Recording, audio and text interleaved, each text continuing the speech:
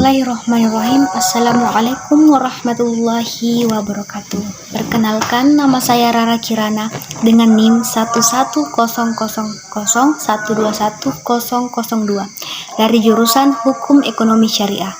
Baiklah, saya akan mempresentasikan beberapa materi yang telah diberikan oleh dosen pengampu bahasa Indonesia, yang dimana tugas tersebut merupakan tugas UTS atau tugas ujian tengah semester, di mana ada beberapa materi yang akan saya jelaskan mengenai tugas tersebut, yaitu yang pertama, ragam bahasa dan ciri-cirinya. Yang kedua, perbedaan bahasa Indonesia dengan bahasa hukum.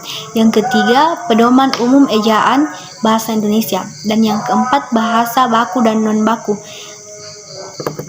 Yang kelima, fungsi dan kedudukan bahasa Indonesia. Alangkah baiknya apabila kita mengetahui apa sih bahasa itu.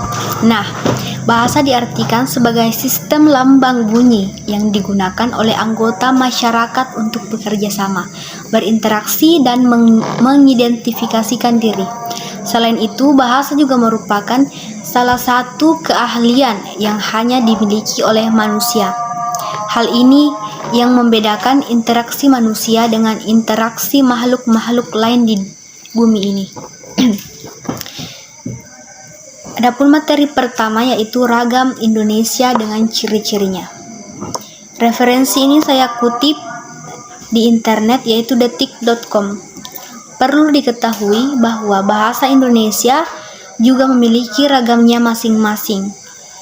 Penggunaan bahasa terkadang menyesuaikan dengan keadaan atau bidang-bidang tertentu, sehingga dapat disimpulkan bahwa ragam bahasa Indonesia adalah variasi kata-kata berdasarkan topik yang dibicarakan, hubungan pembicara, lawan bicara, orang yang dibicarakan, serta medium pembicara.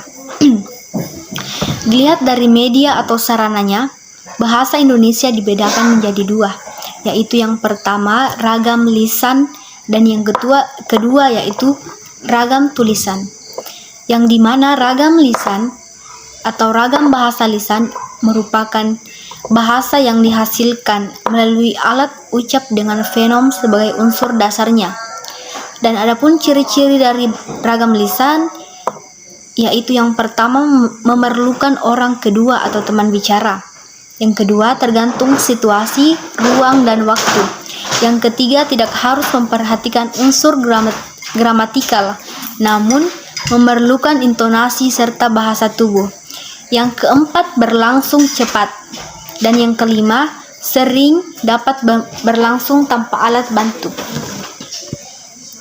Dan adapun ragam tulisan merupakan bahasa yang dihasilkan dengan menggunakan rangkaian huruf sebagai unsurnya. Ciri-ciri dari ragam bahasa tulisan yaitu tidak memerlukan orang kedua atau teman, tidak tergantung kondisi ruang serta waktu. Kemudian harus memperhatikan unsur gramatikal, berlangsung lambat, selalu memakai alat bantu, dan kesalahan tidak langsung dikoreksi. Adapun materi yang kedua yaitu perbedaan bahasa Indonesia dengan bahasa hukum. Referensi ini saya kutip dari sumber businesslaw.com.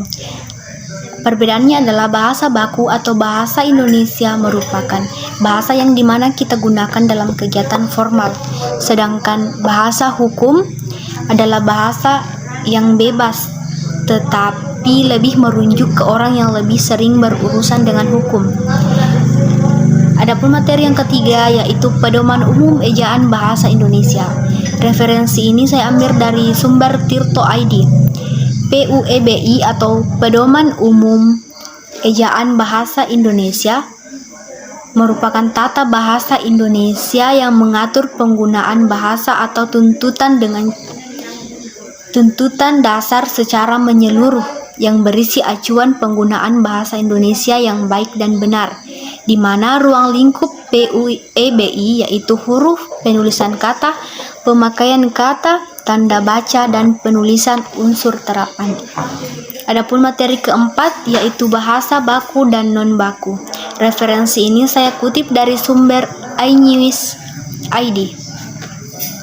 Ciri-ciri kata baku yang pertama yaitu tidak dipengaruhi oleh bahasa daerah, yang kedua tidak dipengaruhi bahasa asing, dan sedangkan kata tidak baku merupakan kebalikan dari bahasa baku, yang dimana bahasa tidak baku merupakan bahasa yang tidak sesuai dengan kaidah bahasa yang ada dan tidak sesuai dengan ejaan dan tidak sesuai dengan Kamus Besar Bahasa Indonesia. Adapun materi yang kelima yaitu fungsi dan kedudukan bahasa Indonesia.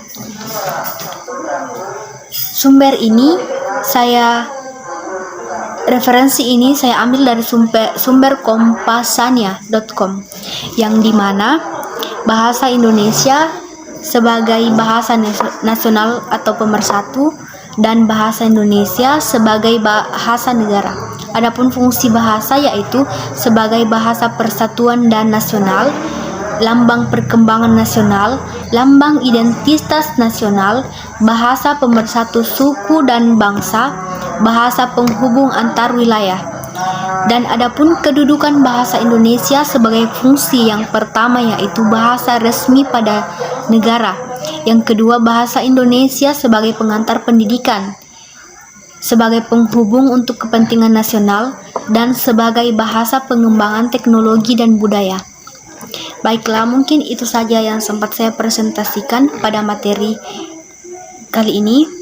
Kurang dan lebihnya mohon dimaafkan. Wabillahi taufik wal hidayah. Wassalamualaikum warahmatullahi wabarakatuh.